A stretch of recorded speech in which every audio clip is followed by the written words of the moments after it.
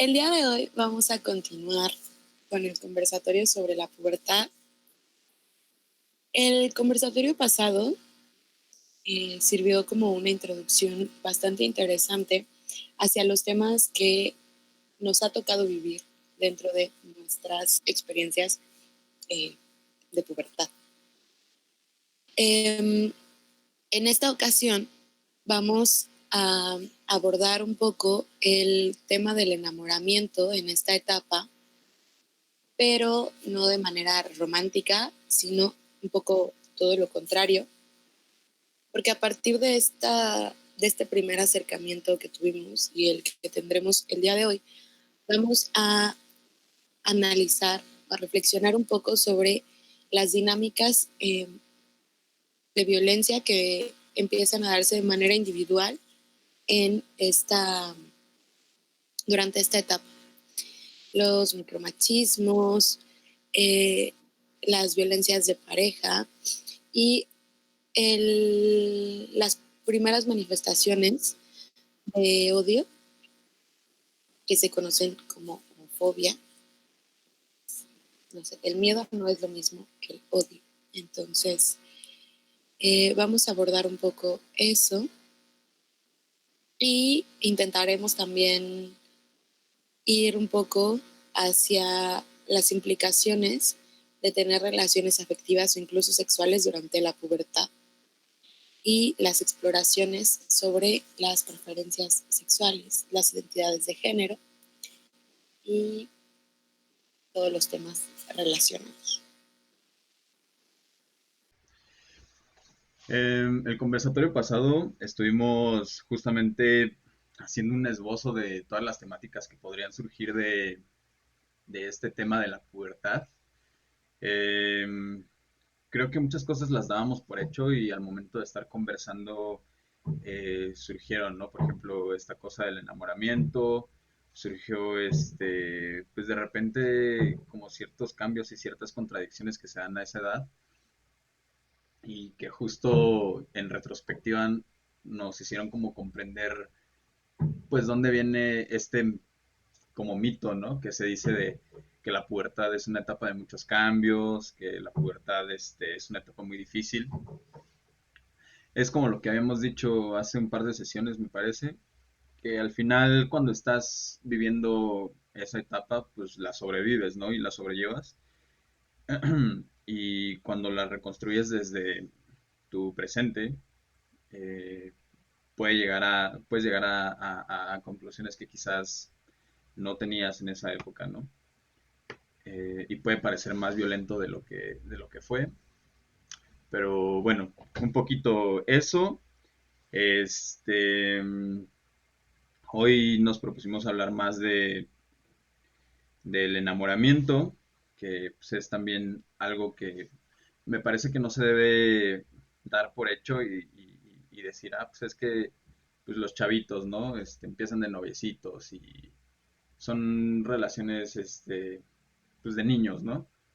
Porque justo en esta etapa, al menos en mi experiencia, es donde surgen, pues muchos temas, ¿no? Ya que van a definir tu ser amoroso, por así decirlo, la manera en la que te comportas en las afectividades. Y pueden ser tanto cambios positivos como fijaciones negativas. Por ejemplo, pues puedes empezar a aprender micromachismos, puedes empezar a aprender eh, fobias, justamente. Y pues creo que esta etapa es destacable por ese primer acercamiento. Precisamente estos primeros acercamientos son muy importantes y justo por eso a mí me gustaría poner sobre la mesa esta discusión que es un poco una discusión bizantina, pero que creo que a veces es necesario reflexionar sobre ello. Aprendemos los micromachismos, nos hacemos fóbicos, bueno, neta, no puedo con la palabra fobia porque fobia es más bien un miedo, le tenemos fobia a las arañas, pero no le tenemos fobia a una persona,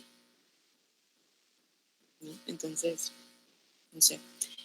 aprendemos los micromachismos o los absorbemos de nuestra crianza, de nuestra cultura, no sé, de las personas que nos rodean, los absorbemos de las personas con las que convivimos.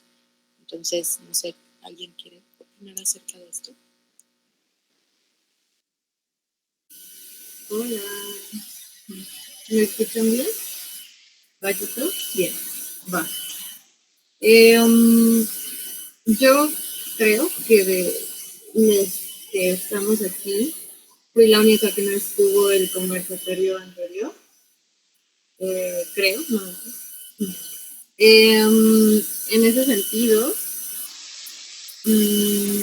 y pensando en esta pregunta que abren, ya, pues justo creo que la pubertad también es esta etapa justo de cambio en todo sentido, hormonal y tal, como mencionaba Sergio, y también de personalidad que seguro te tocaron, ¿no? Y como de iniciar a cuestionarte quién eres y quién eres para los demás, ¿no?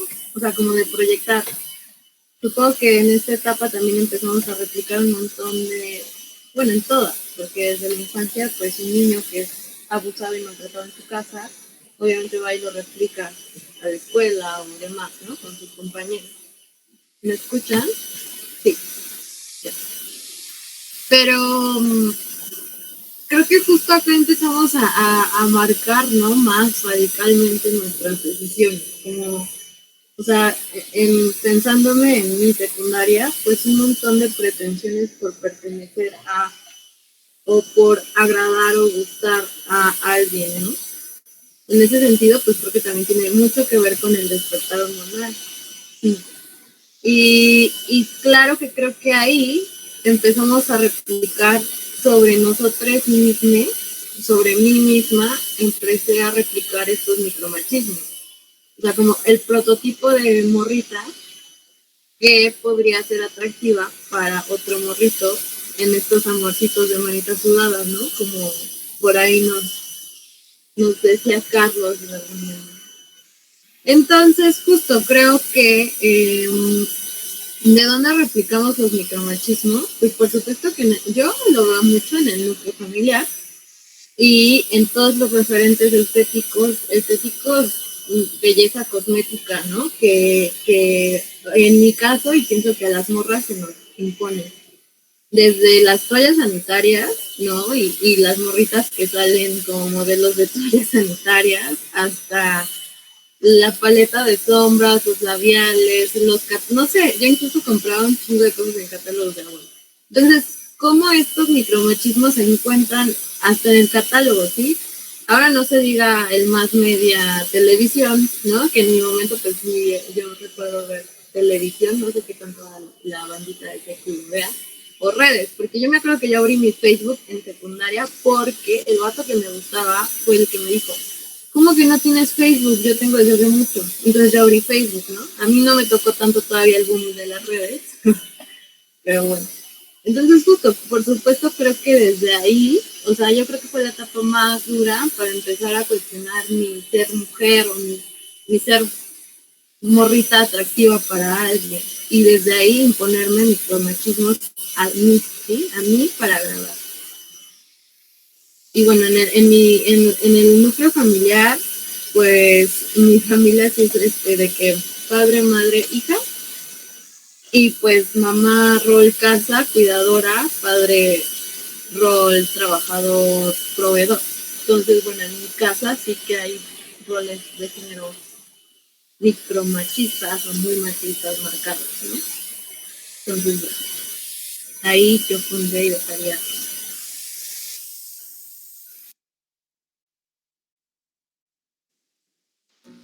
Sí, esta onda de la reproducción de comportamientos es bien importante porque, claro, o sea, no absorbemos cosas de gente con la que no convivimos y normalizamos todo lo que vamos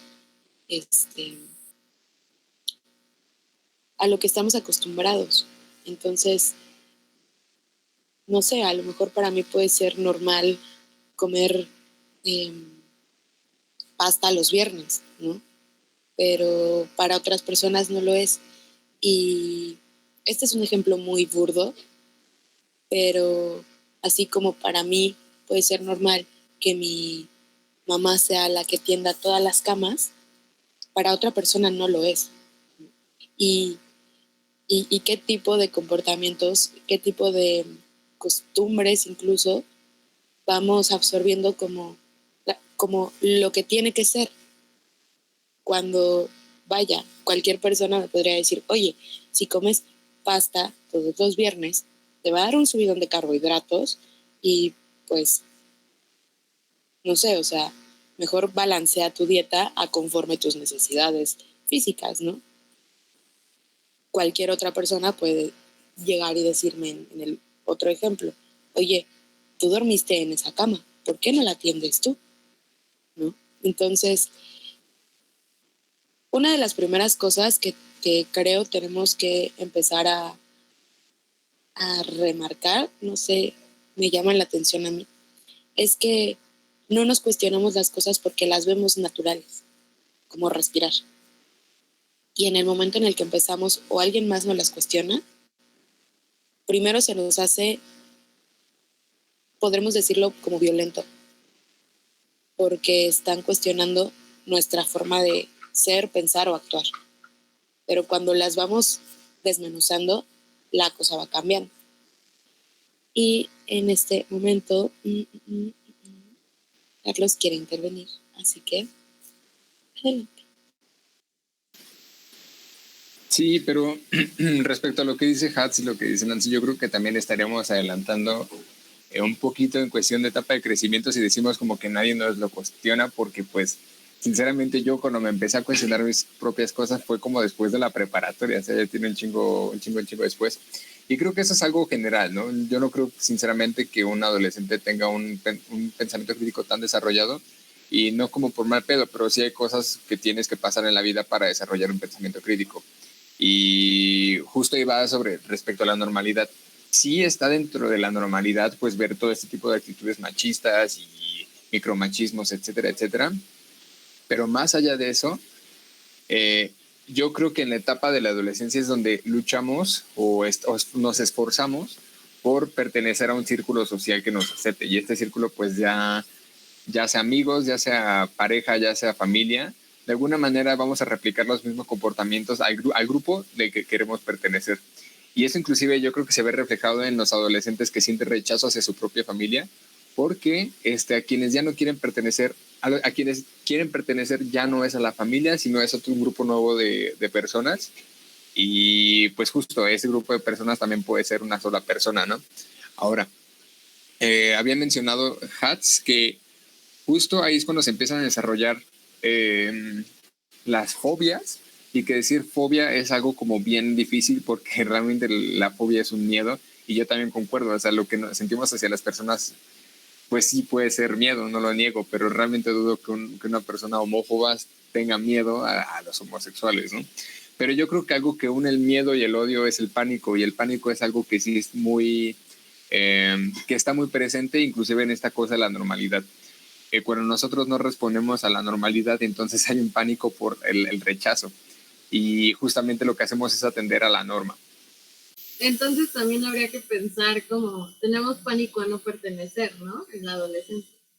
Nuestra fobia sería no pertenecer a eso, ya sea a una, no sé, a si te gusta alguien, a esa pareja, o un grupo de amistades, o no sé si la familia cuenta como tal, pero seguramente puede ser que también.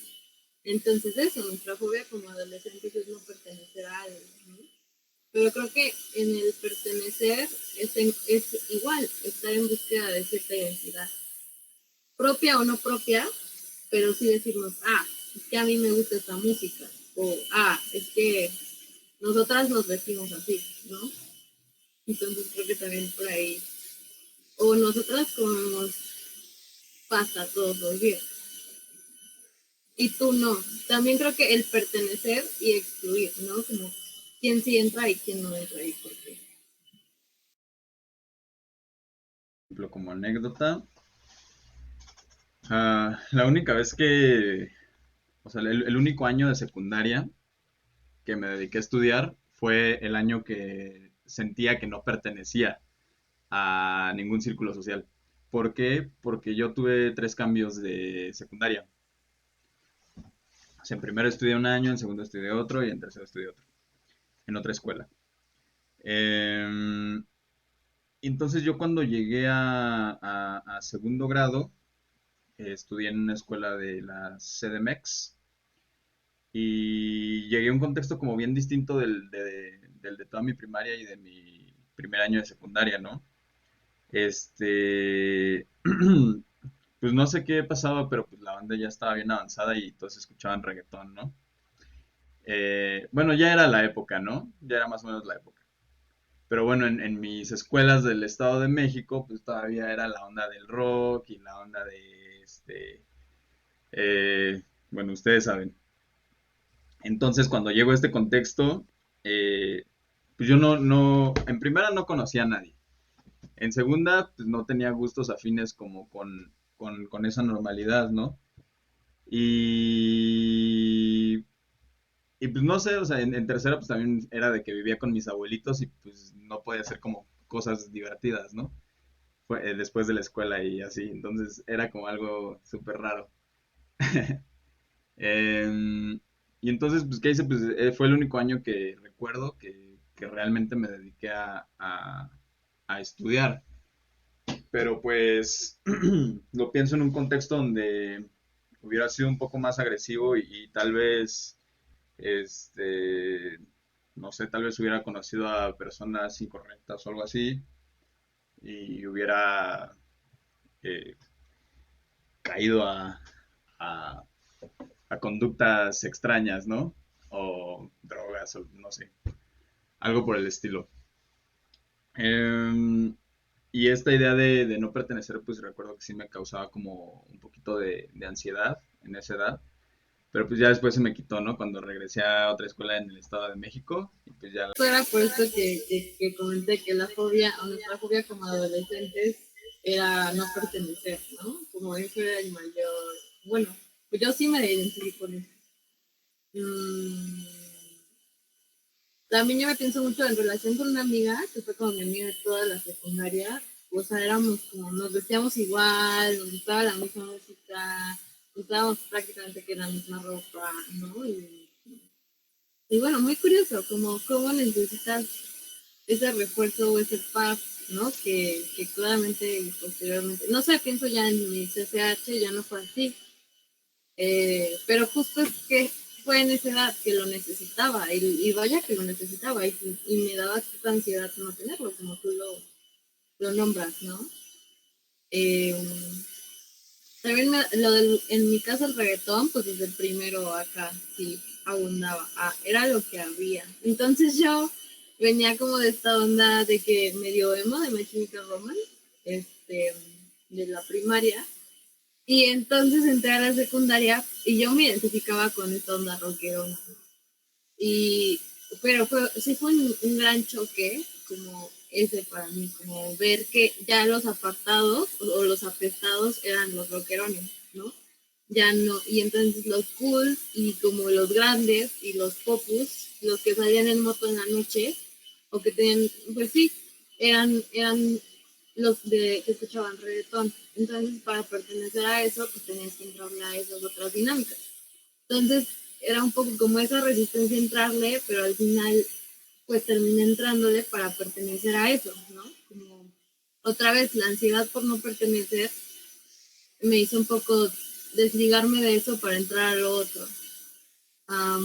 Y justo cuando se acaba como esta etapa secundaria, pero sigo siendo adolescente, repelo ahora mucho el reggaetón, ¿no? Como que no sé, también creo entrar a CCH, en mi caso, fue otra vez reconectar con esto, que ahora los apestados otra vez regresaban a hacer el reggaetón, ¿no? Entonces ya no iba a hacer esto porque qué analfabetas o qué estúpidos o qué no sé, qué nacos, qué vulgares, etc. Vamos a escuchar de nuevo otras bandas, ¿no? En fin. pero sí, a mí me llama mucho pensarme en estas como, no sé, como resistencias, pero al final sí le entras un poco porque si no te quedas fuera, en fin.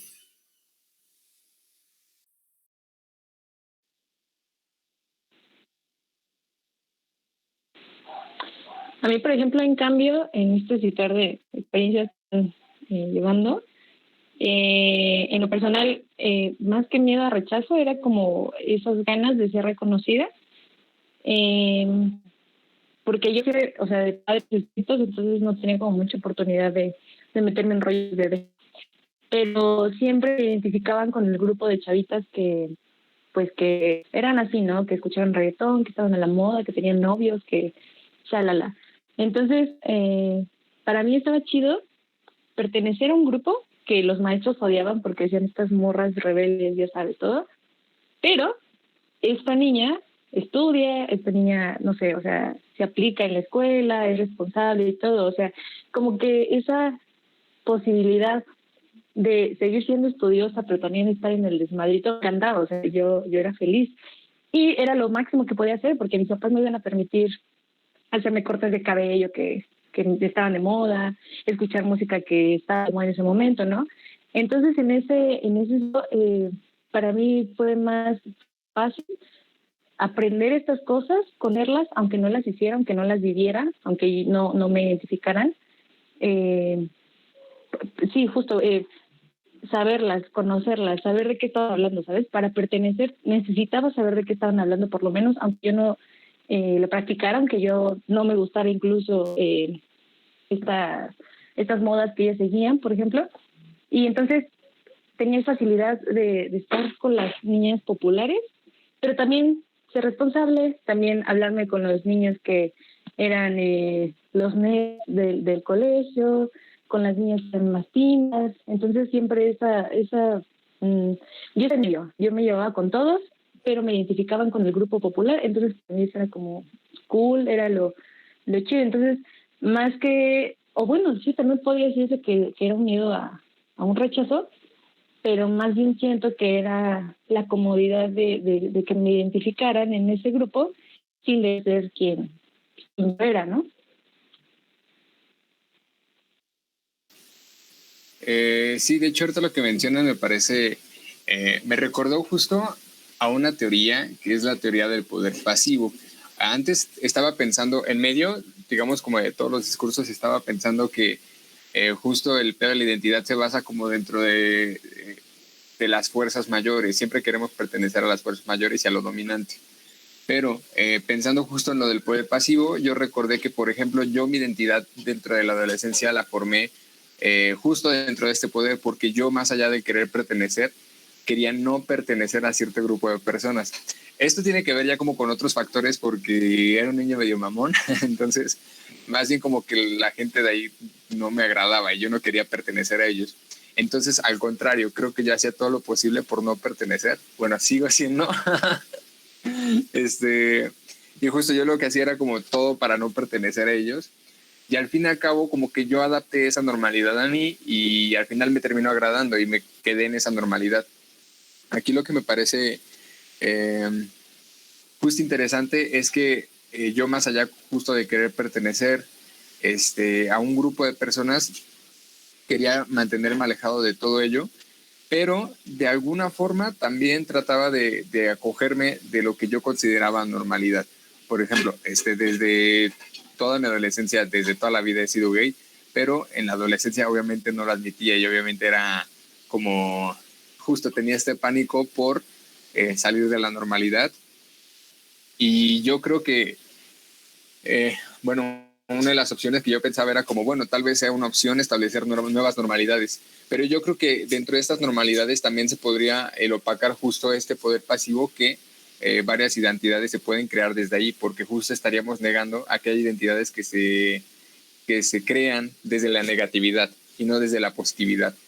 Entonces me parece interesante como mantener estos matices, pero pues sí hay un rollo ahí de poder cabrón, ¿no? Porque justo si no existiera este rollo de cabrón, yo no hubiera tratado de pasar por una persona heterosexual a mis 12 años. Entonces, no sé, ahí entra un poco en conflicto y también me gustaría ponerlo para discutir. Un poco ese tema en la sesión pasada de justo ese poder del que hablas, y a mí me parece que, o yo lo percibo así, que ese poder viene pero desde la adultez, que son los adultos quienes juzgan cómo nos comportamos como adolescentes o quienes nos dicen cómo no debemos comportarnos como adolescentes. Y lo que yo comentaba era por qué tenemos la adolescencia, la adultez, y no como un paso, o sea, que tenemos que ser adolescentes. O sea, siempre creo que es la niñez y para pasar a la adultez tienes que ser adolescente, y entonces todo el mundo odia esa etapa de nuestras vidas, excepto nosotros. ¿Y por qué entendemos eso como el escaloncito que tenemos que subir para poder llegar a ser maduros y productivos y shalala, y no simplemente pues aceptar la adolescencia como una etapa de la vida que pues a lo mejor es más corta, pero que a todos nos sucede y todos vivimos, de alguna manera sufrimos, creo que sufrimos por estas como por estos escalones de poder que yo creo vienen desde la adultez, o sea, de la adultez hacia nosotros, porque difícilmente creo que un niño va a juzgar cómo es un adolescente porque simplemente está arriba de la etapa que él está viviendo, ¿no? O él o ella. Justo, o sea, lo que por ejemplo yo puedo hablar como desde mi experiencia, sí está como intenso porque pues la secundaria en la que yo fui es una secundaria súper como muy a las orillas del, del centro, incluso de los lugares como más aceptados desde o sea, como es de los, no sé cómo explicarlo, de los lugares menos aceptados de la periferia, ¿no? Entonces, de que zona industrial y de que chavos que vienen de contextos pues menos privilegiados. Y entonces yo era la hija del profe que conocía a los demás profes y de la que nadie podía eh, terminar de confiar, porque imagínate que te va a ir a acusar con los maestros, ¿no? Entonces, a eso yo además llego justo como dice Nancy, no, como decía Sergio, ¿no? De un ambiente en el que pues yo era como muy reconocida y en el que yo hacía lo que yo quería, ¿no? O sea, en mi primaria mi niñez había sido como bien relax y era de que la niña que puede todo y sabe todo, y bueno, eso también fue como, está siendo un conflicto ahora, pero eso es otra cosa.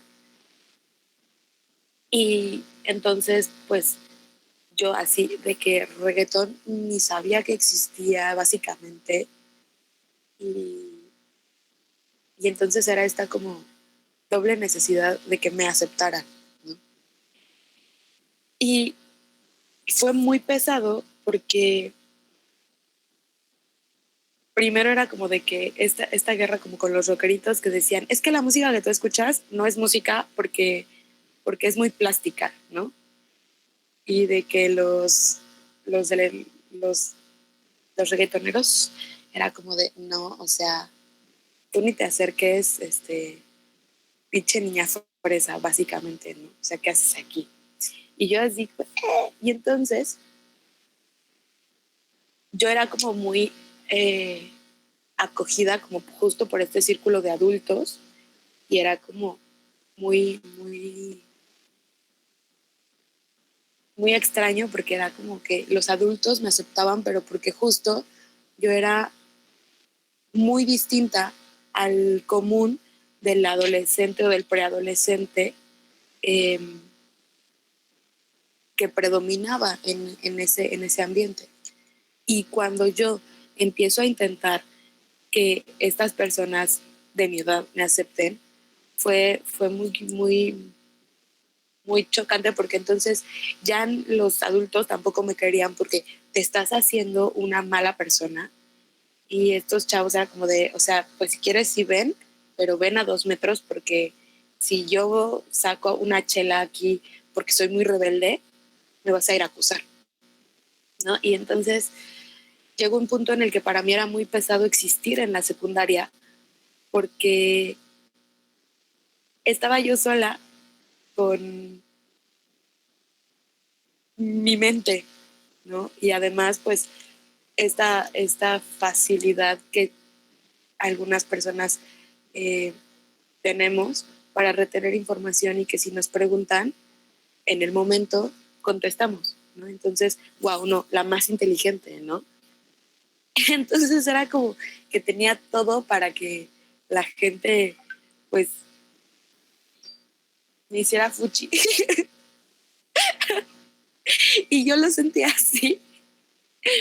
Y llegó un momento en el que, porque además ni siquiera las muy nerds, bueno, las personas muy nerds no me aceptaban justo por esta condición, sí, justo por esta condición de que yo no me sentaba a estudiar, a la fecha, ¿no? Yo no me siento a estudiar así. Y entonces yo, pues no me ganaba mi calificación, ¿no? Entonces era como, por favor.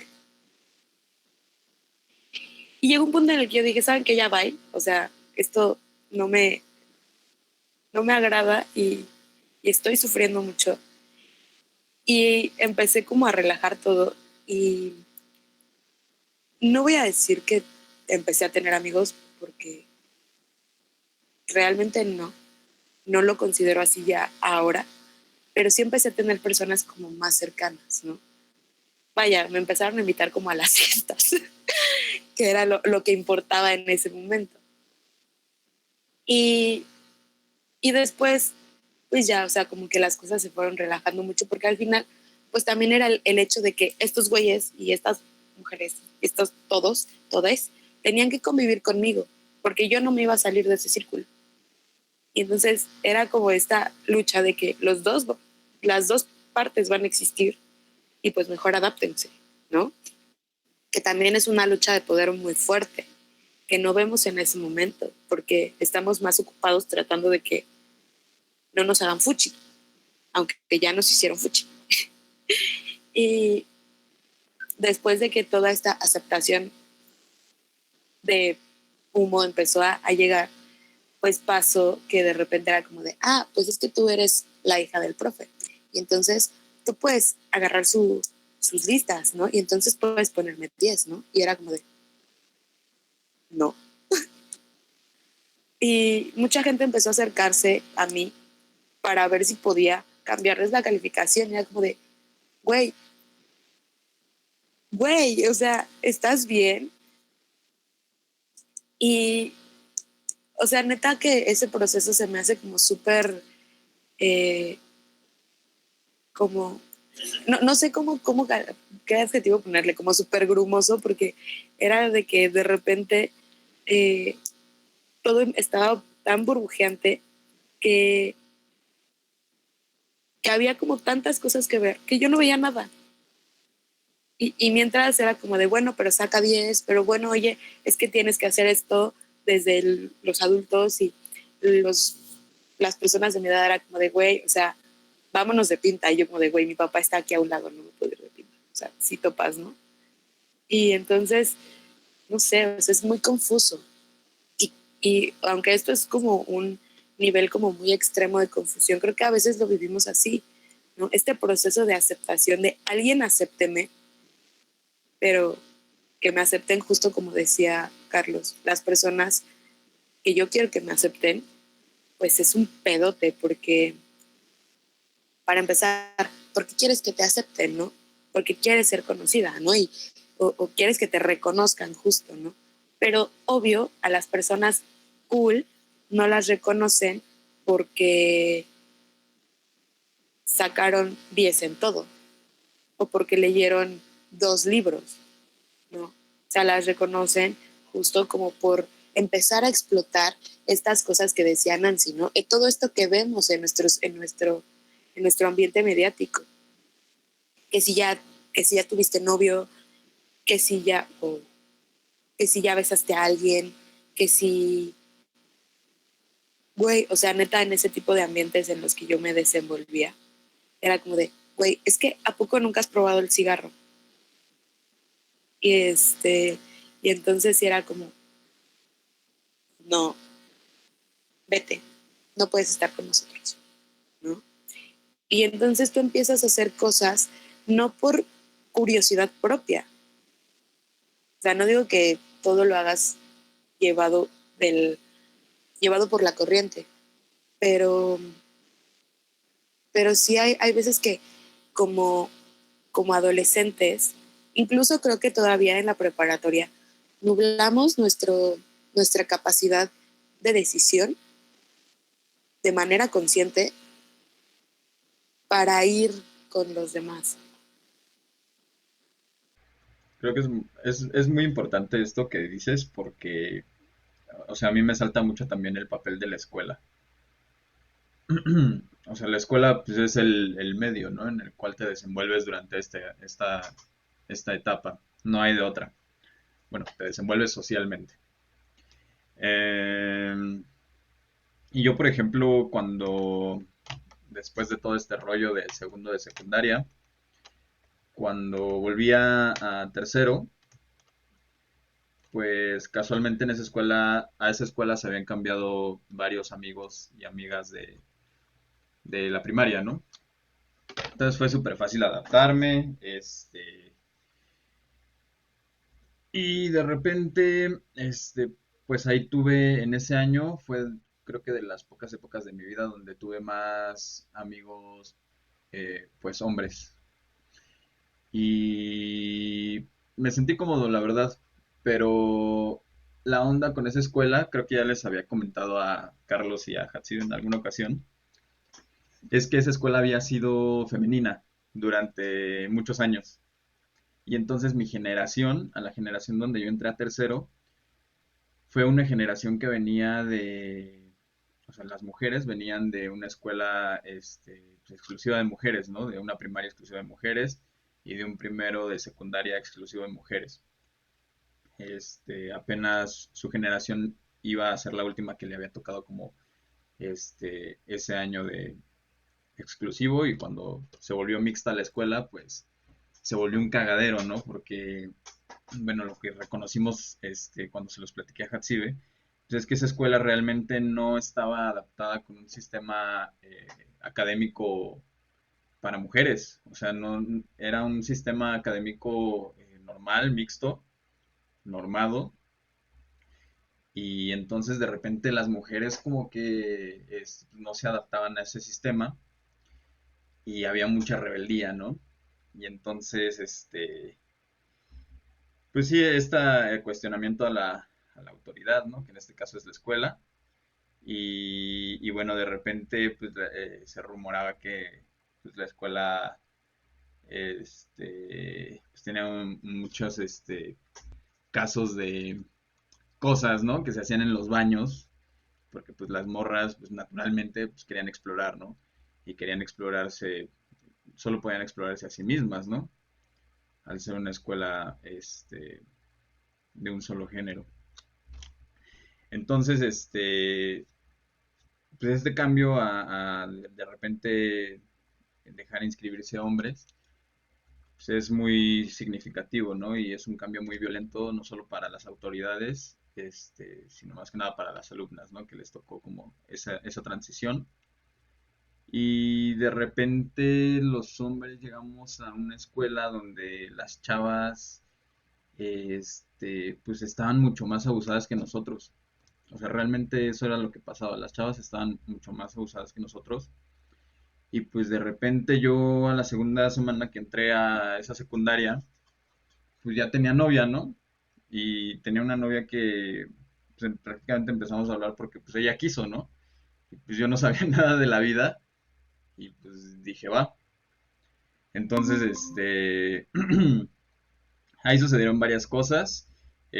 Cada amigo mío de la otra secundaria, pues ya existían las parejitas, ¿no? Cada uno tenía su relación ahí puberta. Pero entonces la represión empieza en la escuela porque pues, las autoridades no saben cómo manejar ese pedo, o sea, se les sale de las manos que pues de repente todo el mundo pues, ya tiene parejas y de repente los papás están de acuerdo no tienen pedo alguno, ¿no? Y entonces esto le cala muchísimo a las autoridades y hay una represión, pues bastante violenta, ¿no? Bastante persecutoria. Por ejemplo, me acuerdo que una vez ni siquiera me agarraron así como, creo que ni siquiera estaba besando a mi novia, o sea, solamente estábamos como muy juntitos así de la mano, porque había una bardita donde todos nos juntábamos pues, para estar ahí, ¿no? Las parejitas. Pero nada, o sea, nada pasaba a mayores. Y, ¿Y qué? Y le mandaron llamar a mis papás. Entonces el único que podía en esa época ir a hablar a la escuela, pues era mi papá, ¿no? Y me acuerdo que, pues yo estaba súper nervioso, ¿no? Porque jamás en toda mi historia académica, pues le habían mandado a llamar a mis papás. Y me acuerdo que cuando llegué a la casa, o sea, eso fue en el transcurso del día y pues yo ni me enteré a qué hora fue ni nada. Cuando llegué a mi casa, pues llegué así súper nervioso, así de, ¿qué te dijeron, papá?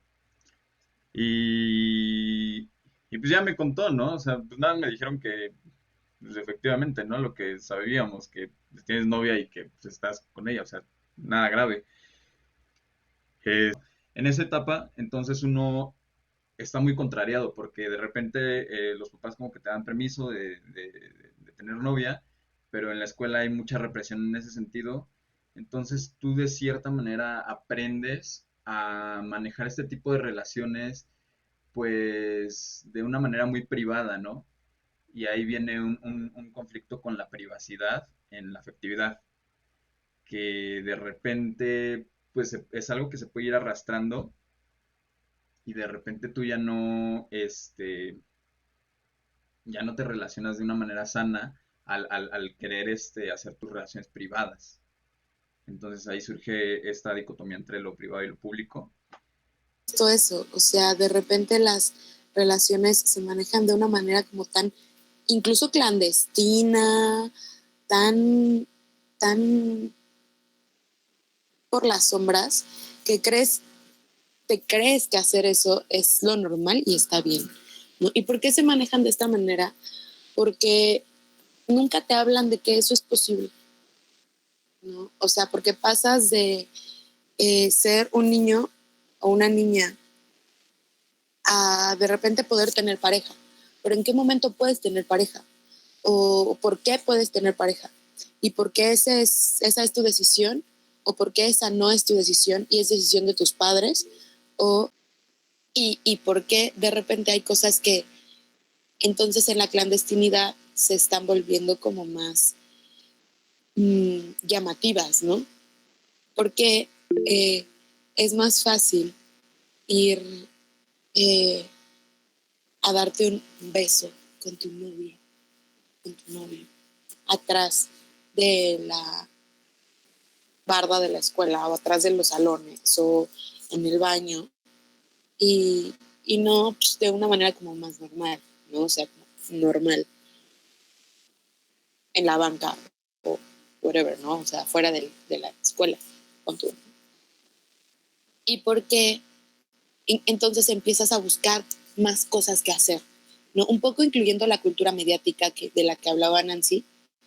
De repente hay veces que te, te quedas viendo los programas hasta las 10 de la noche y entonces aparecen ya los comerciales de condones y empiezas a decir como de, güey, es que ¿qué están haciendo? Esos güeyes son pareja, obvio, ¿no? Pero ¿qué están haciendo? Y eso lo podré hacer yo, y eso lo podremos hacer mi pareja y yo. Y entonces, en lugar de que haya un acercamiento de pareja informado, aprendes con los 2 segundos de comercial de condón que tus papás te dejaron ver porque no se habían dado cuenta que estaba en la tele. Y entonces empiezas a buscar información en lugares en los que a veces no funcionan para la edad de la que estamos hablando, ¿no? Y entonces esta nula educación sexual también empieza a perpetuar, no sé si decirlo así, los machismos, porque entonces el güey que vio el comercial le dice a la morrita con la que anda en ese momento, no, es que tenemos que hacerlo. Y es que yo lo vi en la tele y entonces eso es normal porque lo vi en la tele, ¿no? Y entonces, a ver, hay que hacerlo. Y si no lo quieres hacer, no hay pedo. Hay otras 5 morras que creen que estoy guapo y que van a querer hacerlo, ¿no?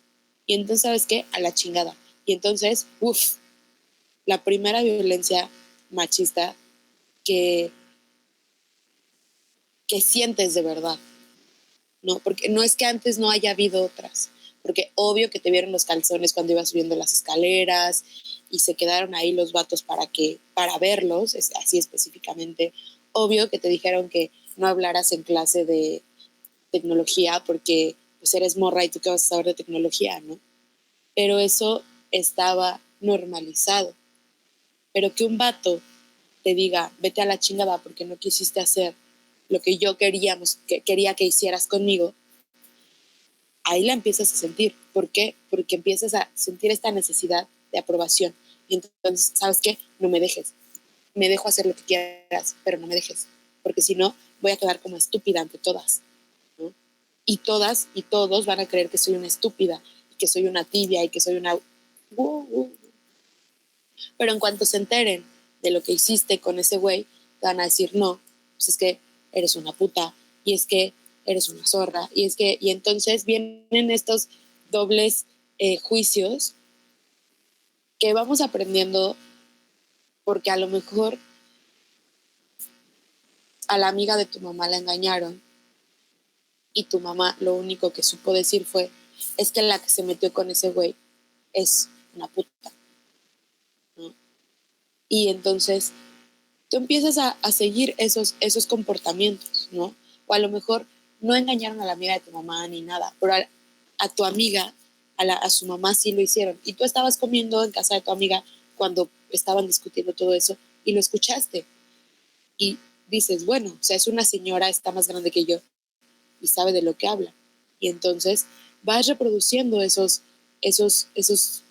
comportamientos y empieza a ser cada vez más violento, porque primero es, bueno, dejo que me toques, cabrón, pero después empieza a subir de tono y de repente es cuando por esta nula educación sexual llegan los embarazos adolescentes, ¿no? O sea, porque justo en este momento es todo nuestro despertar hormonal.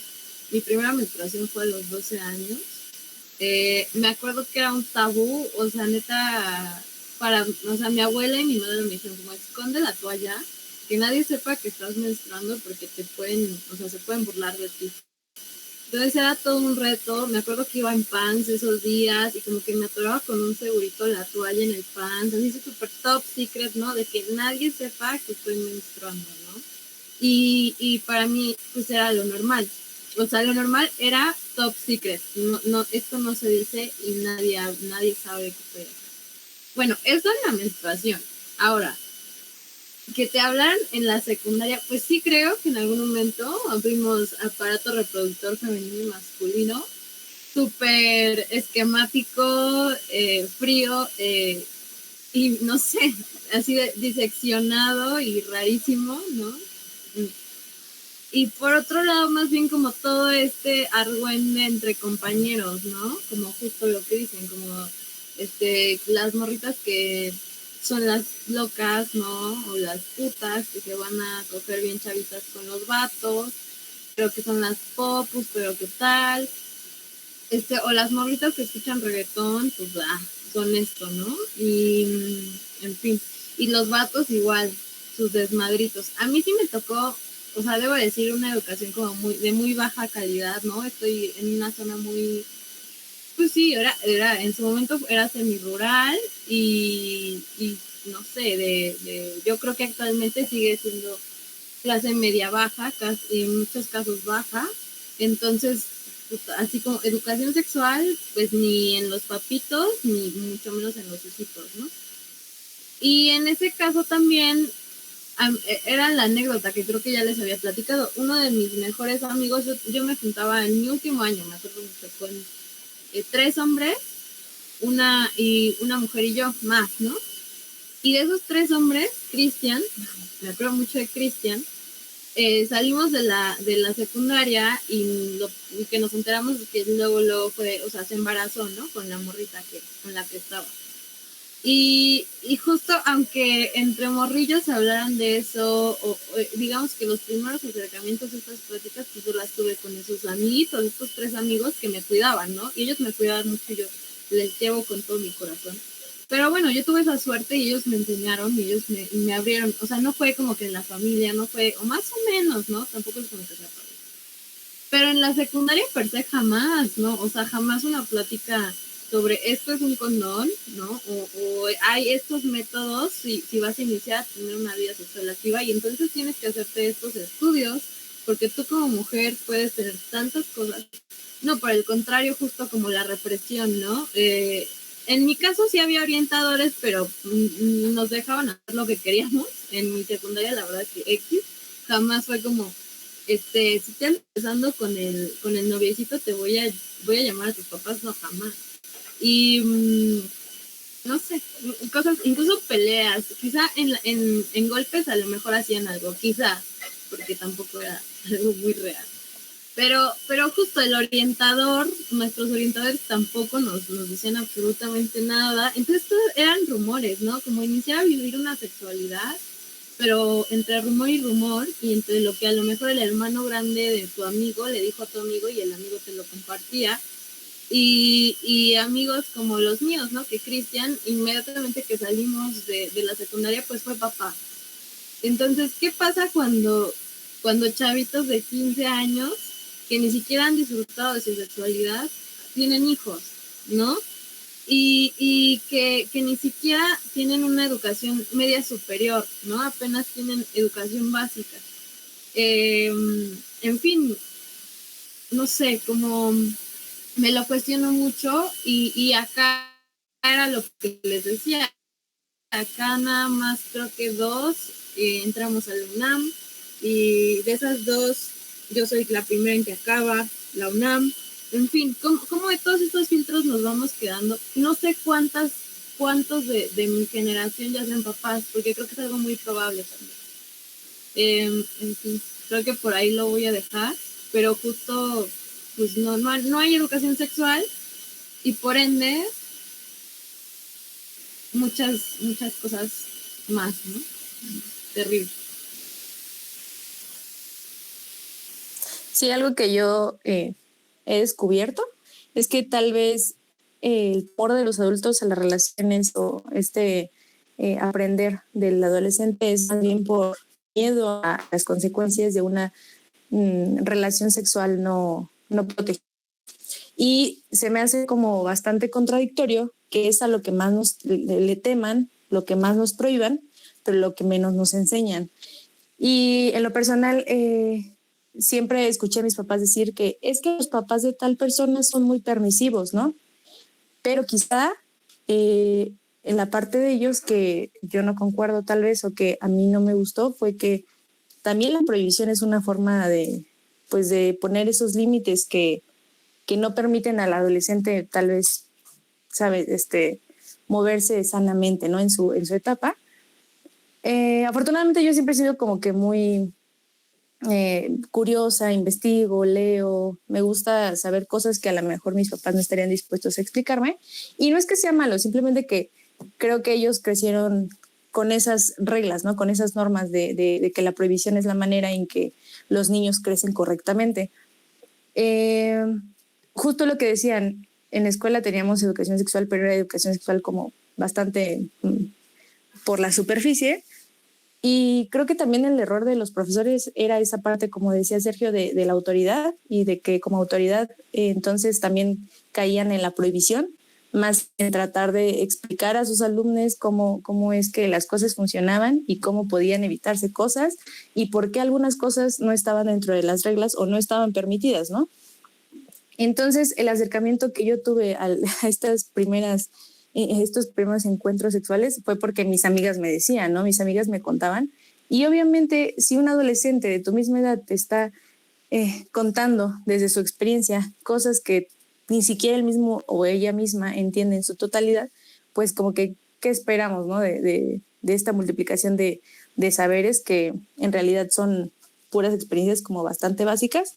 Entonces, en ese sentido, creo que sería muy saludable replantearnos nosotros como ya adultos, cómo vamos a comunicarnos con los adolescentes, por ejemplo, en mi caso, con mis hermanas, cómo les hablaría de estas situaciones para que justo no tengan estas limitaciones como tan estrictas y si las tienen, las tengan con conocimiento, ¿no? Con conocimiento de causa, con conocimiento de ellos mismos y muchos de no saber qué es lo que sucede exactamente con sus cuerpos o también con sus relaciones afectivas, que no siento que sea como tan problemático, pero justo como consideramos que o no entendemos que totalmente las relaciones son, bueno, a ver, ¿cómo lo voy a explicar? Espérenme. Sí, que como nosotros pensamos que los adultos nos prohíben relaciones porque creemos que en su totalidad está mal, pero en realidad los adultos le temen en las relaciones porque son sexoafectivas, sexuales, no hay esta comunicación y entonces también tememos a mostrar sentimientos y ya bien lo dijo Sergio, esta limitación a explorar nuestros sentimientos, explorar las emociones mismas de una relación, ¿no? Que incluso podría decir que muchas veces, por ejemplo, por lo menos en la secundaria, todavía las relaciones son de inocencia afectiva y nada más, pero los adultos ya nos tienen así como de, no, están creciendo, entonces como ya es un adolescente ya hay riesgo de que se embarace, ya hay riesgo de ¿saben? Entonces creo que ese miedo lo transmiten, pero no transmiten el conocimiento, no transmiten la razón de por qué existe ese temor y ahí es donde yo siento que es como el gran devenir de la comunicación entre adultos y adolescentes. Sí, de hecho algo que me llamó mucho la atención desde hace rato que quería mencionar es algo que había mencionado Sebas hace unos conversatorios atrás sobre la infantilización y ahora el caso inverso, la adultización, no sé si es una palabra correcta, pero si no ya me lo inventé. Que justo, o sea, yo creo que la adolescencia al ser una etapa de transición, nuestra mente que todo quiere catalogar y que todo quiere poner en cajitas, pues no haya dónde poner la adolescencia. Y sí existe esta etapa que se llama adolescencia, pero realmente el trato hacia el adolescente es algo que seas un pedagogo o que seas un orientador de la escuela o que seas alguien estudiado para tratar esos temas, un psicólogo tal vez, realmente no sabes cómo tratarlo, porque en tu caja de definiciones está la infancia, está la adolescencia, que es una etapa oscura, como caja negra que no queremos abrir, y después está la adultez. Y justo yo creo que, y debo de admitir que es como culpa también, pues mía como profesor, pero algo que sí he notado dentro de la docencia, es que hay la preferencia de muchos docentes por aquellos que, ya sea que se sigan manteniendo dentro de esta etapa de la infantilización o quienes estén más cercanos a la adultez. Y yo creo que ahí es donde entra la relación de edad como una relación de poder. Desde ahí se empieza a forjar. Entonces, también algo que fue constante durante mi etapa de adolescente es que los chicos que tenían atracción por chicas eran por chicas que estaban más cercanas a la adultez. Mismo caso, las chicas que tenían atención por ciertos chicos eran chicos más cercanos a la adultez. O bueno, como que ya estaban terminando esta etapa de la adolescencia. Y a ver, espérenme. Ya, y entonces aquí lo que me entra como en conflicto son estas dos educaciones que estamos llevando al mismo tiempo. Una educación desde la adultez, una educación que se lleva a cabo desde la familia y desde los profesores para quienes asisten a la escuela, y otra que se hace desde el contexto y que muchas veces cae en el rechazo a esta otra que se trata desde la adultez. Entonces, esto creo que me parece muy importante relacionar con lo de las prohibiciones, porque justo tengo la experiencia apenas de que estamos tratando de organizar el Oktoberfest. El Oktoberfest es un festival dedicado a la cerveza, pero se lo vamos a enseñar a niños de primaria, entonces no quieren incluir cerveza, lo cual se me hace algo, pues, sinceramente estúpido, tratar al Oktoberfest sin tratar la cerveza, entonces no estás tratando el Oktoberfest. Pero justo ahí va el punto. ¿Qué tiene de sentido hablar de algo como si fuera algo prohibido, siendo que es algo que está y que es algo culturalmente presente, ¿no? en este caso el sexo, o sea, como decía mi papá, todos cogen, ¿no? Nada más que unos le dicen y otros no, pero todos cogen. Entonces, justo, ¿de qué manera se van a tratar estos temas que son tabú para, digamos, implementarlos en un sistema educativo público y que sea también accesible? Pues ese es uno de los mayores retos, pero aquí me gustaría también introducir una idea que me surgió, que es el de la validación como una soft represión, porque creo que nosotros, adultos, y esto ya hablando como por todos, al validar ciertas actitudes, como que sí están socialmente bien, también estamos propiciando a que se repliquen otras que no lo están, o a que estas, justo como estas prohibiciones, se sigan replicando. A lo que me refiero con esto es, por ejemplo, si, justo como lo de la droga, como tú tienes 10 en todo, tú tienes, no tienes novio, no consumes drogas, no te metes nada, entonces está bien. Pero lo que se está haciendo es como generar un modelo de fuerza, y justo como vuelvo a esto de la fuerza pasiva, pues la fuerza pasiva también tiene, pues, como su atracción, y esta atracción es, creo, la principal para los adolescentes. Sí, justo, o sea, por ejemplo, yo igual hace 2 semanas, mi hermano empezó clases, él está en la preparatoria, y de repente estábamos mi hermana y yo pues somos más grandes que él, yo, o sea, le llevo casi 7 años, ¿no? Entonces ya es todo un chingadazote. Y llega y nos dice, muy conmocionado, porque estaba conmocionado, o sea, no sabía cómo reaccionar. Oigan, es que uno de mis compañeros va a ser papá. Y mi hermana y yo fue como de, güey, qué pedo, ¿no?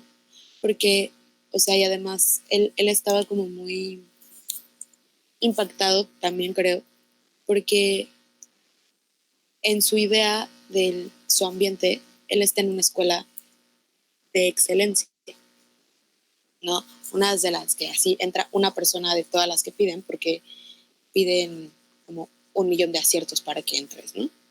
Y entonces eso en su cabeza no podía pasar porque estaban en una escuela de excelencia, ya no en la secundaria, que a lo mejor sí, ¿no? O sea, él ya se había enterado, no sé, porque no me ha contado, de algunos de sus compañeros que a lo mejor ya son papás.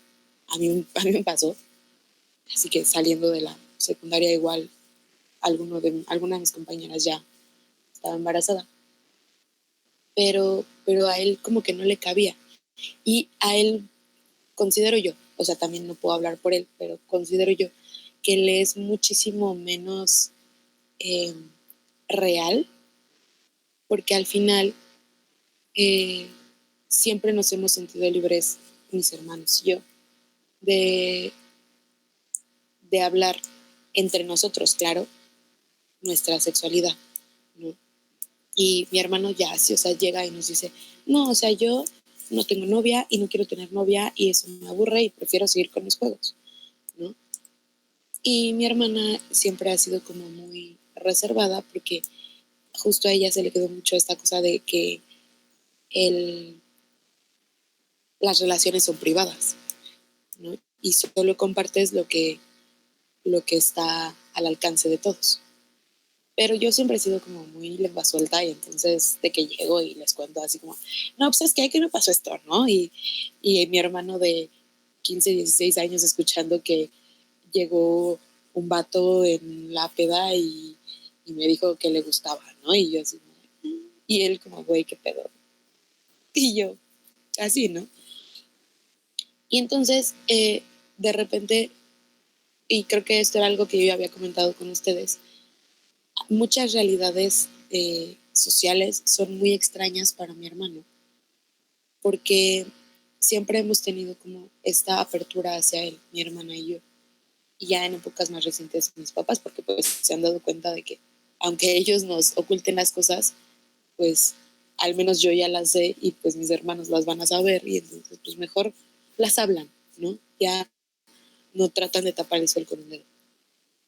Y yo abiertamente les he dicho a mis hermanos, si en algún momento necesitas un condón, pídemelo. O sea, yo aquí los tengo, yo alguna vez en mi vida los he ocupado, yo lo que sea, ¿no? O sea, el día en el que a mí me pusieron el implante hormonal como método anticonceptivo, mi hermana estaba en la consulta y mi hermano estaba esperándonos en el coche y mi hermana vio cómo pusieron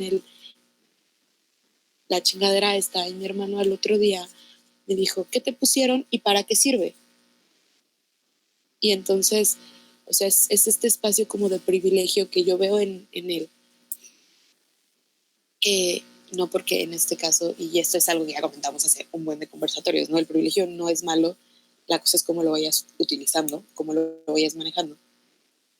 Que a él le permite continuar con lo que se considera una vida adolescente normal, en la que puedes ir a la escuela y continuar con tu existencia como persona hasta que decidas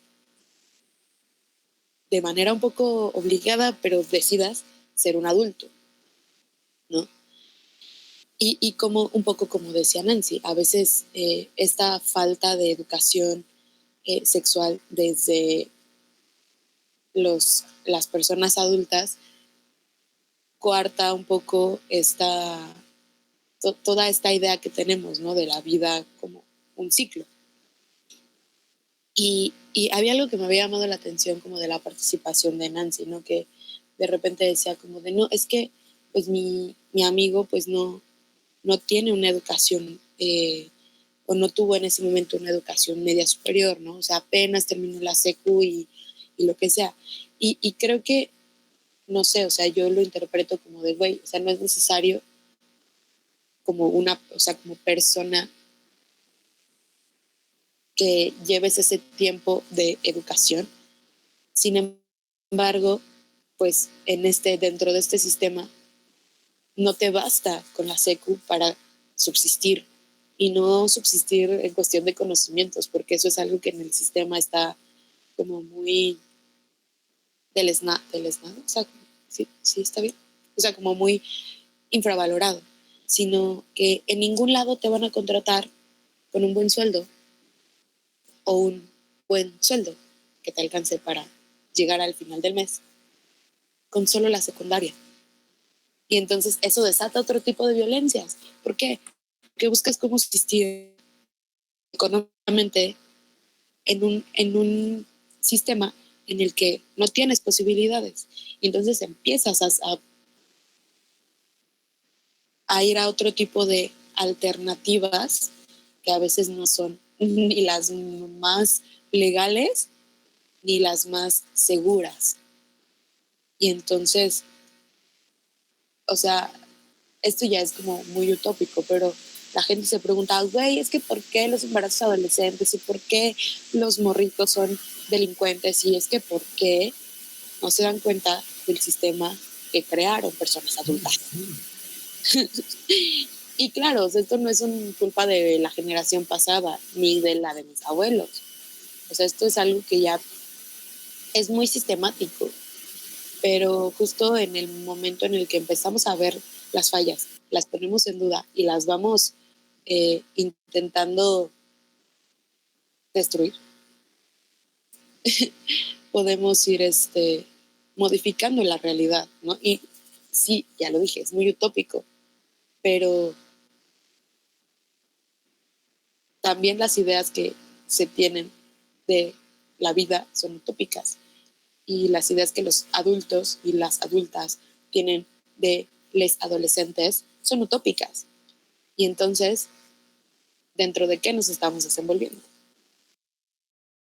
Y que ahí, o sea, por ejemplo, de Cristian o de, bueno, toda esa banda que es padre o madre muy joven, que ya no es solo subsistir por sí mismo, ¿no? Que ya de él dependen otras vidas y no se detienen una, seguramente ya son más bebés. Entonces ya no solo son las violencias para Cristian y la morrita que fue mamá, quizá más chica que él, sino las violencias para esos niños, niñas, infancias, ¿no? O sea, y las carencias, en fin, como justo ya no solo es para ellos dos como adultos, ahora responsables de esos niños, que no terminan de ser adultos todavía, ¿no? Y que hay otra vez muchos roles de la familia, o sea, muchas abuelas que son madres por segunda vez, o en fin, ¿no? Como un montón de cosas, o muchas morras que yo topo que ya no siguieron estudiando porque ellas se tuvieron que quedar en la casa con los morritos, no porque ellas no quisieran seguir, sino porque simplemente pues ya era lo que tocaba hacer, ¿no? Entonces, bueno, son esas cadenas que claro que creo y que pienso que se podrían ejercer desde otros lados y también educación sexual desde otros lados, no meramente desde lo clínico y desde lo hormonal, en fin, ¿no? Como, ¿qué pasaría si escucharas a la partera que te acompañara en ese proceso también? O no sé, otras políticas públicas dependiendo de los contextos y espacios sociales, ¿no? Acá que es un pueblo, pues acá había parteras, entonces bueno, ¿cómo era antes? Y es que antes se pensaba así. O como, no sé, no digo sin idealizar lo de antes, porque lo de antes nunca va a ser lo que es ahora, ni va a volver a existir. Pero sí retomando y trayendo al contexto, y eso, al contexto social, económico y de vida, ¿no? Que puede ser la ciudad, el campo, el área semiurbana, en fin. Y de ahí que la banda cuando, no sé, no hay trabajo y tiene que alimentar desde los 15 años a alguien, pues a lo mejor lo más rápido es vender alguna droguita por ahí o no sé, meterse de obrero desde muy chiqui o en fin, muchas realidades por acá van de ese lado. Sí, qué bueno que Nancy tocó esto de la educación de los contextos también. Y me parecería muy importante también hacerlo desde otras edades. Por ejemplo, ampliar la educación sexual a niñas, que cómo se protegen de violencias sexuales, conocer su cuerpo, etc. Posiblemente en algunas escuelas, en algunos hogares se toque, pero no creo que en todos. Y cómo esta idea que tenemos de que la educación sexual es solamente para los jóvenes, ¿no? Cuando también, por ejemplo, en la adultez de los mayores, por ejemplo, la sexualidad de los cuerpos, de la transformación de los cuerpos, de, no sé, piensen en menopausia, enfermedades que existen y que dejamos de tocar los temas porque creemos que ya no son necesarios, ¿no? En ciertas edades o en ciertas etapas y que esta ampliaría horizontal y verticalmente, ¿no? Hacia otros contextos y a otras edades. Y creo que esto ayudaría mucho que dejar de hacerlo, sé, no estoy segura, pero me parecería como bastante interesante percibirlo así o por lo menos planteárnoslo así a nosotros que tenemos esta como oportunidad todavía de cambio, porque pues no sé, me causa como mucha... Ahorita fue cuando me causó mucha intriga pensar este tipo de educación que recibimos, pero que nada más recibimos como en ciertos momentos y ya. Después de ahí te corresponde a ti investigarlo, corresponde a ti búsquelo, ¿no? Pero concuerdo completamente lo que dice Joa. Sobre la educación sexual, yo creo que lo vemos justo en la etapa de la adolescencia. Yo sí recuerdo, por ejemplo, en mis clases cuando nos enseñan como, sí se pone un condón, el condón sirve para esto, estas son las enfermedades de transmisión sexual, etcétera, etcétera. Pero, sinceramente, que nos den educación sexual no significa que nos estén educando para ejercer una vida sexual. Y creo que eso es importante diferenciarlo porque creo que eso no es simplemente la adolescencia, como lo dice Joa, porque nacemos siendo seres sexuados. Entonces, yo recuerdo que, digamos, como mi primer enamoramiento fue como a los 8 años, o sea, si lo tomamos desde ahí. Entonces, pues justo, o sea, creo que es una cosa de las que nadie nos dice nada y que aún así debemos de saber. Como ahorita en la adultez nadie nos dice qué es el SAT y sabemos y tenemos que aprender a huevo qué es el SAT y que tenemos que pagar impuestos, pues así en esos tiempos nadie nos dice que los hombres tienen pene, las mujeres tienen vagina y que hay inclusive cosas intermedias que aún son negadas por la ciencia, pero que existen y que sirven para algo y que tienen una función de reproductibilidad, ¿no? no creo que no tengamos las herramientas para hacer ahí un cambio político, educativo importante, para justo mejorar la educación sexual y hacerla integral, ¿no? O sea, la concepción actual es que se tiene o la que se tenía en nuestro tiempo, porque pues también recordemos que ya hace un rato que ya pasamos por ahí, pues es esta idea de que pues la vida sexual pues nada es escoger, ¿no? Y de repente se vuelve peligroso porque pues el afecto ahí no tiene cabida en la concepción científica de lo que es una educación sexual y en la educación normativa. Entonces, pues hay muchísimas cosas de por medio. Eh, Nadie te explica qué es la transexualidad, ¿no? Nadie te explica una vaginoplastia o una faloplastia. Y creo que es algo que debe estar ya de obligado en este tipo de programas. Creo que de las muchas y pocas consideraciones que podemos extraer de esta conversación es que, o sea, no hay una solución única y no hay como la receta mágica que va a solucionar todos nuestros pedos, porque, pues, como vimos, cada uno de cada una de nosotros, de nosotras, tiene realidades bien diferentes, ¿no? Y, güey, o sea, tampoco es que vivamos a 500 kilómetros de distancia. O sea, neta, de que nos separan, por ejemplo, no manches, a Carlos y a mí, de que 3, 5 kilómetros. Y aún así, o sea, las cosas son muy diferentes y vivimos realidades bien distintas, ¿no?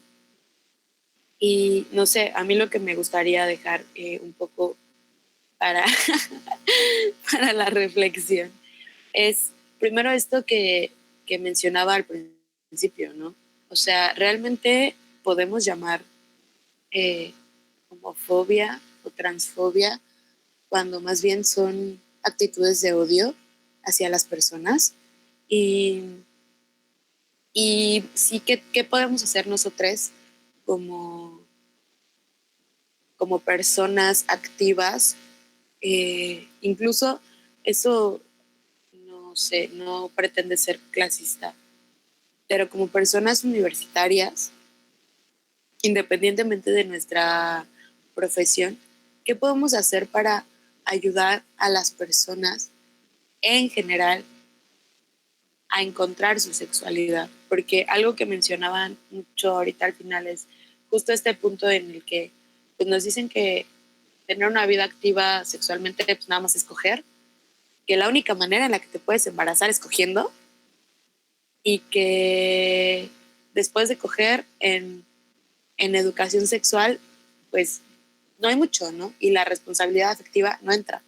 Y, y todo lo que mencionaba que fue yo de los desórdenes hormonales que se dan como en la adultez, pues ya como que van valiendo verga, ¿no? Y te agarran de sorpresa o medio los conoces porque a tu mamá le dio y era una época como bien cañona, ¿no? Pero, y, y después, o sea, vaya, yo tengo experiencias con personas mayores que de repente me contaron, ¿no? Es que yo no sé cómo tuve a mi hija, ¿no?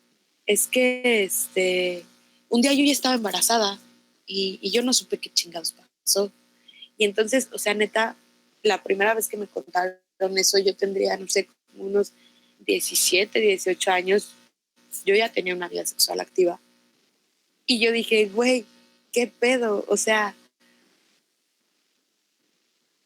neta, ¿has, has sentido placer sexual alguna vez en tu vida? Y son gente que a lo mejor no puede vivir la sexualidad como la viviríamos nosotros, ¿no? Que estamos en nuestros 20s. Pero que también es importante no negarles ese derecho al placer, ¿no? Y, y que les fue negado porque no existía alguien que les dijera, güey, puedes prevenir un embarazo, puedes prevenir una enfermedad, puedes disfrutar el acto sexual. Y wow, que si eso es impactante. Porque si eso no nos lo dicen a nuestros 16 que iniciamos nuestra vida sexual, espero que sea después, que no lo es, pero bueno. ¿Cómo se lo hace saber a una persona que cree que su vida sexual ya acabó? Y eso sí, o sea, a mí se me hizo súper fuerte, ¿no? Y yo era como de que en mis 17, 18 tenía una pareja fija con la que yo pensaba que ya mi vida sentimental había acabado. O sea, bueno, ya había llegado como a punto, ¿no? Y pues no, o sea, el güey era súper violento conmigo. Pero, pero pues es también eso, ¿no? De las violencias que normalizamos porque creemos que son naturales. Y bueno, ya, eso es como lo que yo me llevo como para reflexionar. Bueno, justo nada más quería hacer una pequeña como intervención respecto a lo que dijo Hats de nosotros como universitarios. Yo creo que la tarea va más allá de ser universitario, yo creo que va con el simple hecho de estar entrando en la adultez, y yo creo que nuestro trabajo como adultos es como señores en proceso, señoras, señoros en proceso, es justo no ayudar, porque yo creo que nuestro papel no es el ayudar, pero sino el de facilitar justo estos pues desarrollos sexuales y estos desarrollos afectivos a que sucedan de la manera más óptima y a que se ejerzan con libertad y se ejerzan con justamente placer. Y también retomando, para cerrar, ¿no? Un poco como la participación, retomar la participación de ellas. Justo como pensar en, quizá nosotras hemos podido ejercer ese disfrute, ¿no? Y qué chingón, y qué privilegio. Y entonces, justo desde ese ser señoras, o estamos convirtiéndonos en eso, pues sí, acompañar procesos. Yo pienso eso, cómo acompañamos incluso las procesos de nuestras madres, o de las morritas, que justo yo tengo amigas que son mamás y que entonces pasa mucho, ¿no? Que como mujer eres madre y ya no eres, o sea, si Nancy fuera mamá, ya sería mamá, ya no sería Nancy, ¿no? Como que dejas de ser todo lo previo y todas estas morritas que fueron madres tan jóvenes, también pienso como, pues podemos aliviarles un chingo, ¿no? Muchas veces, recordando que, claro, son madres, pero siguen siendo esa mujer, ¿no? Esa otra. Y por supuesto que cambian, influye, pero no dejas de ser, y eso no te quita que puedas ejercer un trabajo más allá del trabajo doméstico, y que puedas ejercer tu sexualidad, ¿no? Entonces yo apelo a esos acompañamientos y también a los acompañamientos de les pubertics y adolescentics, ¿no? Como que nos hubiera gustado que nos dijeran a nosotros para iniciar de otra manera, sin prejuicio quizá, o sin tanto tabú, o sin tanto repele, o lo que sea que haya pasado, sin tanto pánico, como que, ¿qué le hubiera dicho yo a mi Nancy puberta? Y creo que por ahí va el show. Sí, me gusta eso de repensar cómo nos habría gustado o cómo nos habría funcionado mejor a nosotros hablar de eso durante nuestra adolescencia, y que claro, seguimos en construcción, ¿no? Entonces también ver de dónde vamos a tomar lo que sigue, o de quién queremos tal vez saberlo, ¿saben? Porque, no sé, yo en lo personal tal vez ya me dirigiría con algún especialista o algo así, porque sé que tal vez él resolvería dudas como más profundas que tengo, y no solamente de experiencias que son la normalidad. Este proceso de acompañamiento bueno, yo lo he hecho más como con mujeres pubertas, es bien importante porque justo crecemos como con esta idea de que todo es malo, o de que incluso sentir placer está mal. Y hace un tiempo me tocó acompañar a una morrita que iba entrando a la prepa y pues se hizo novia de un vato. Y, y un día llegó, me dijo, es que fui a su casa y, y, y pues nos besamos y empezamos a abrazarnos como más intensamente. Y sí, yo sentí muy bien, pero es que no sé si está bien. Y entonces ella llegó bien espantada porque sentía que lo que había hecho estaba mal y que haber dejado que el vato la tocara mientras ella también estaba pues teniendo contacto con él estaba mal y que incluso el hecho de que ella hubiera tenido contacto con él estaba mal, ¿no? Y yo le dije, a ver, o sea, pausa, ¿cómo te sentiste? Él hizo algo que tú no querías que hiciera y pues la morra me dijo, no, me sentí bien y pues él llegó hasta donde yo quería que llegara. Y le dije, entonces, no está mal. Siempre pon tus límites, háblenlo, pero sentirte así no está mal. Y a mí se me hizo como bien feo, ¿no? Porque igual había llegado a contarle eso a otras morras más o menos igual de mi edad. Y las morras pues se burlaron porque se les hacía muy pendejo que ella tuviera miedo de sentir placer, ¿no? Y es como de, güey, si topas que está bien asustada, no la asustes más, ¿no? Y creo que es hacernos consciente de esto que dice Nancy, ¿no? Que me hubiera gustado que me dijeran a mí. A mí me hubiera gustado que me dijeran, güey, aprende a poner límites. Y ahora yo veo a esta morra y esta morra ya no está tan morra. Y ella se disfruta y creció y creo que sabe poner límites. Y yo digo, güey, o sea, a lo mejor no le cambié la vida, pero qué bueno que le dije que sentir placer no estaba mal, ¿no? Y a lo mejor se lo dijo alguien más, ¿no? Pero qué bueno que yo no me reí de ella y que la escuché cuando tenía tanto miedo. Y eso lo podemos hacer pues con muchas personas, ¿no? Igual, un poco como dice Carlos, a los hombres decirles, güey, cuando te digan que no, pues es no, ¿no? Y eso es algo que yo he hecho un chingo con mi hermano, ¿no? Que de repente es como de, güey, si yo te digo que no lo hagas es porque no quiero. Y si una morra o otro cabrón te dice que no lo hagas, no lo hagas. Y respeta sus espacios, ¿no? Y igual cuando llegan amigos míos que son más chicos que yo, o sea, tipo 18 para arriba o para abajo, es decirles, güey, ¿topas que la morra no quiere hablar contigo? Sí, no insistas. No, pero es que ni madres, ¿no?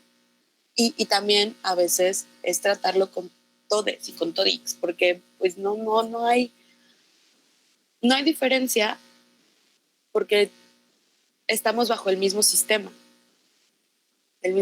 que nos enseña a oprimir o a ser oprimidos. Y si podemos lograr aprender a convivir de formas menos violentas, pues ya la llevamos de gana. Me gustó esa conclusión de acompañar en la toma de decisiones, acompañar en el conocer más sobre nosotros mismos y pues eso, acompañar y apoyar, ¿no? Porque también de nada sirve tal vez el acompañamiento si va a ser un acompañamiento violento, ¿no?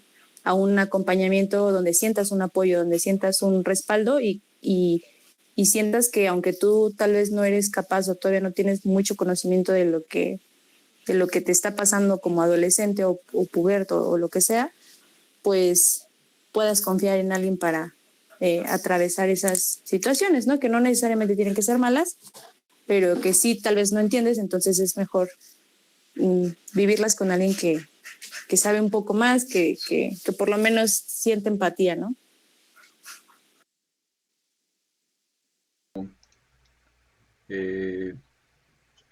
Valernos, ¿no? Y asumir nuestra posición como justo de esta edad en la que podemos ser una suerte de acompañamiento para algún adolescente o para algún puberto, ¿no? que puede ser que posibilite más la confianza, que posibilite más, pues, esta cercanía, ¿no? Generacional. Creo que es muy, muy, muy, muy importante, porque un adolescente siempre te va a decir cosas que tal vez a sus papás jamás les diría, ¿no? Entonces creo que es parte de asumir esta responsabilidad y como decía Hats, pues no por el hecho, no, perdón, Carlos, no por el hecho de ser universitarios, ¿no? Sino por el hecho de que, pues bueno, nos tocó saber esto, nos tocó ya experimentar también y también no saber muchas cosas. Este, y bueno, pues qué mejor que compartir esa experiencia, ¿no? Y hacerla parte de una transformación, pues, social, pequeña, pero de algo puede servir, ¿no? Quiero agradecer a todas las personas que están escuchándonos, a las personas que estuvimos aquí por dedicarnos este tiempo para reflexionar. Y les invito a seguir nuestros proyectos en nuestro blog, cianotipo.com, y seguirnos en redes sociales, Cianotipo, en Twitter, en Instagram y en Facebook. Que tengan un buen día, una buena tarde, una buena noche y gracias por estar aquí. Bye.